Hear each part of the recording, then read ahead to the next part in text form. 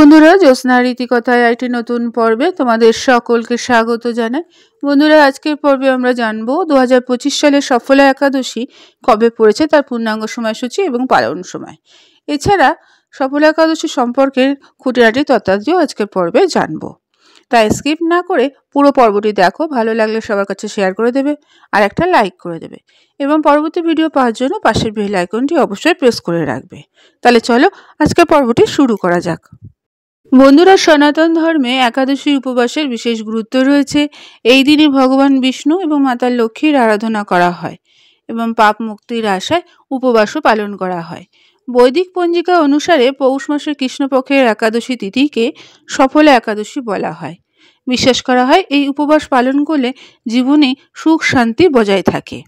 তাই বৈদিক পঞ্জিকা অনুসারে পৌষ মাসের কৃষ্ণপক্ষের একাদশী তিথিটি শুরু হবে আগামী 14ই ডিসেম্বর 2025 রাত 8টা 46 মিনিটে এবং তিথিটি শেষ হবে 15ই ডিসেম্বর রাত 10টা 9 মিনিটে। উদয় তিথি অনুসারে 15ই ডিসেম্বর সফলা একাদশীর উপবাস পালন করা হবে এবং উপবাস ভঙ্গ হবে তার ঠিক পরের দিন অর্থাৎ 16ই ডিসেম্বর। দ্বাদশী তিথিতে একাদশীর উপবাস ভঙ্গের নিয়ম রয়েছে, তাই 16ই ডিসেম্বর পারণ সময় সকাল 6টা 55 মিনিট থেকে সকাল 9টা 3 মিনিট পর্যন্ত শুভ সময় থাকছে পারণ ভঙ্গের। বন্ধুরা, সফলা একাদশী তিথিতে দানের বিশেষ মাহাত্ম্য রয়েছে। ভগবান বিষ্ণুর আরাধনা করে মন্দিরে বা দরিদ্র মানুষের মধ্যে অন্ন, বস্ত্র, অর্থ ইত্যাদি দান করলে সৌভাগ্য বৃদ্ধি পায়। ধর্মীয় বিশ্বাস অনুযায়ী একাদশীতে দান করলে ধন লাভের সুযোগ তৈরি হয় এবং জীবনে অভাব দূর হয়।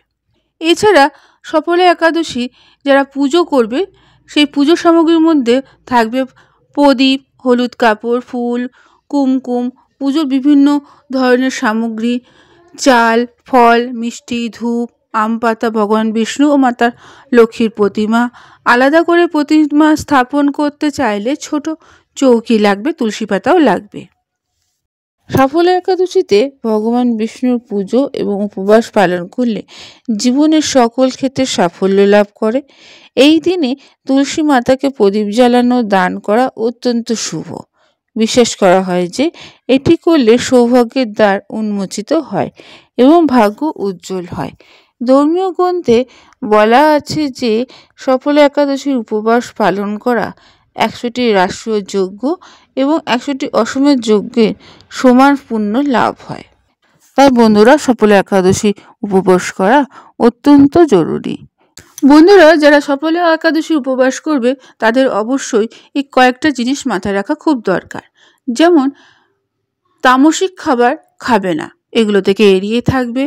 কারোর সঙ্গে বাক বিতণ্ডা বা কুরুচিকর কথা বলবে না, কারোর সম্পর্কে মন্দ চিন্তা করবে না, তুলসী গাছ থেকে পাতা একেবারেই তুলবে না। একাদশীর দিন তুলসী গাছে জল দেওয়াও নিষিদ্ধ। ভগবান বিষ্ণুর নৈবেদ্য অবশ্যই তুলসী পাতা অর্পণ করবে, সেটা একদিন আগে তুলে রাখলে খুব ভালো হয়। বন্ধুরা, এই ছোটোখাটো জিনিসগুলো তোমাদের মাথায় রাখতে হবে যে একাদশীর দিন একেবারেই করা চলবে না। বন্ধুরা, আজকের পর্বটি এখানেই শেষ করলাম। এতক্ষণ আমার ভিডিওটি দেখার জন্য ও শোনার জন্য তোমাদের অসংখ্য ধন্যবাদ।